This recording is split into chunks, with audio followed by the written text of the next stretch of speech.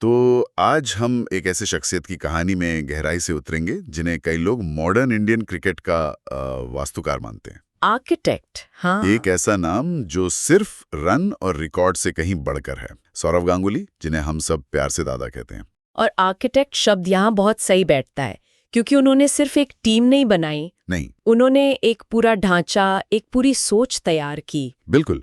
हमारे पास जो जानकारी है वो दादा architect of modern Indian cricket किताब के कुछ अंशों से ली गई है। तो चलिए इस पड़ताल को शुरू करते हैं और ये समझने की कोशिश करते हैं कि सौरव गांगुली का सफर क्या था, एक कप्तान के रूप में उनका क्या प्रभाव था, और क्यों उन्हें भारतीय क्रिकेट में एक क्रांतिकारी बदलाव लाने वाला माना जाता है। तो कहानी शुरू होती है कोलकाता के एक बहुत अमीर परिवार से। 8 जुलाई 1972 को जन्मे गांगुली ऐशो आराम में पले बढ़े। हाँ, महाराजा भी कहते थे उन्हें। दिलचस्प बात यह है कि उन्होंने शुरुआत फुटबॉल से की थी। हाँ, और ये बात अक्सर नजरअंदाज कर दी जाती है। उनके बड़े भाई स्नेहाशीष ने उन्हें क्रिकेट की ओर मोड़ा। उनकी बल्लेबाजी का अंदाज वो तो अलग ही था। बिल्कुल अलग। हाँ, ऑफ साइड पर उनके स्ट्रोक्स इतने सहज और खूबसूरत होते थे, खासकर उनके कवर ड्राइव। इसी वजह से उन्हें the God of the of side का निकनेम भी मिला। और यहाँ दिलचस्प बात यह है कि ये सिर्फ तकनीक नहीं थी। अच्छा। क्रीज पर उनकी वो जो राजसी मौजूदगी थी ना, हाँ। वो बाद में उनकी कप्तानी का प्रतीक बनी। वो एक ऐसी कला थी जो उनके आत्मविश्वास को दर्शाती थी। लेकिन उनका सफर हमेशा इतना आसान नहीं रहा।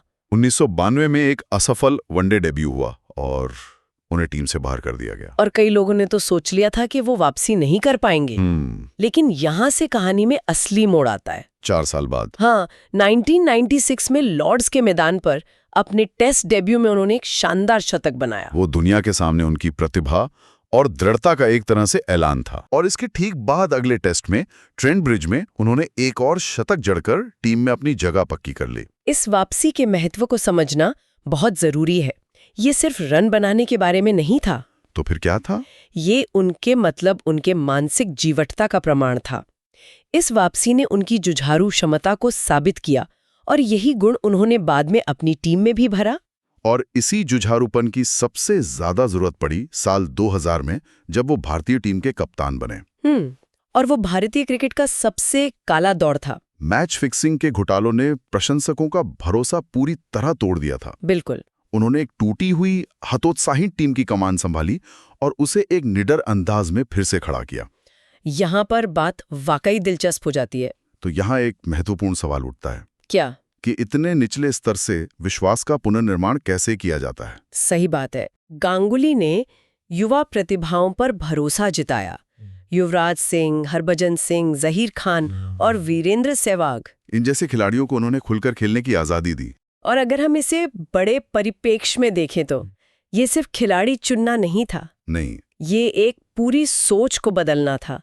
उनके नेतृत्व में टीम इंडिया ने अपनी वो जो डरपोक छवि थी, हाँ, घर के शेर वाली बिल्कुल, उसे पीछे छोड़ा और एक नई पहचान बनाई। आक्रामक, आत्मविश्वासी और दुनिया के सबसे मजबूत टीमों को उन्हीं के घर में चुनौती देने से न डरने वाली टीम। और उनकी कप्तानी की सफलता के कुछ ठोस उदाहरण भी हैं। बहुत है। 2001 में ऑस्ट्रेलिया के खिलाफ हुआ ऐतिहासिक टेस्ट सीरीज जीत, जिसमें कलकत्ता का वो अविस्मरणीय टेस्ट मैच शामिल था। और 2003 में टीम को वर्ल्ड कप के फाइनल तक ले जाना। हाँ, जिसने भारत को फिर से एक ग्लोबल दावेदार बना दिया। गांगुली का व्यक्तित्व भी हमेशा सुर्खियों में रहा, जोशीला, भावुक और साहसी। बहुत ज्यादा।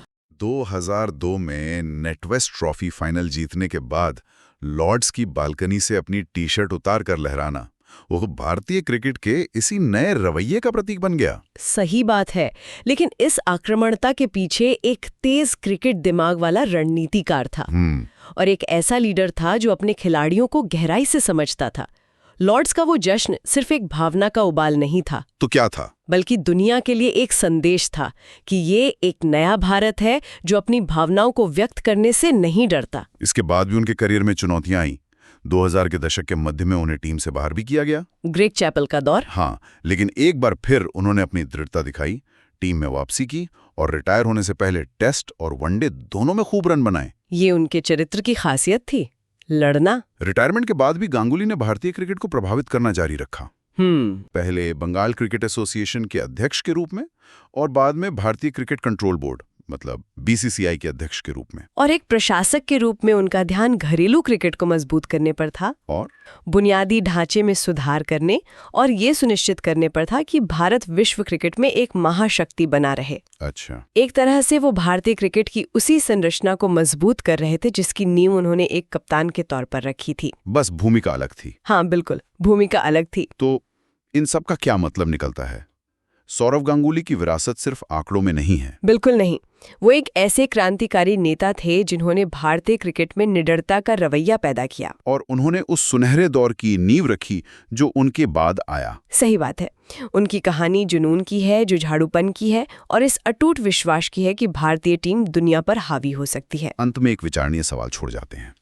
किसी टीम की सफलता कितनी उसके खिलाड़ियों की प्रतिभा पर निर्भर करती है और कितनी एक लीडर की दूरदृष्टि और निडर रवैये पर। गांगुली की कहानी बताती है कि एक लीडर का विश्वास किसी देश की खेल पहचान को मौलिक रूप से बदल सकता है।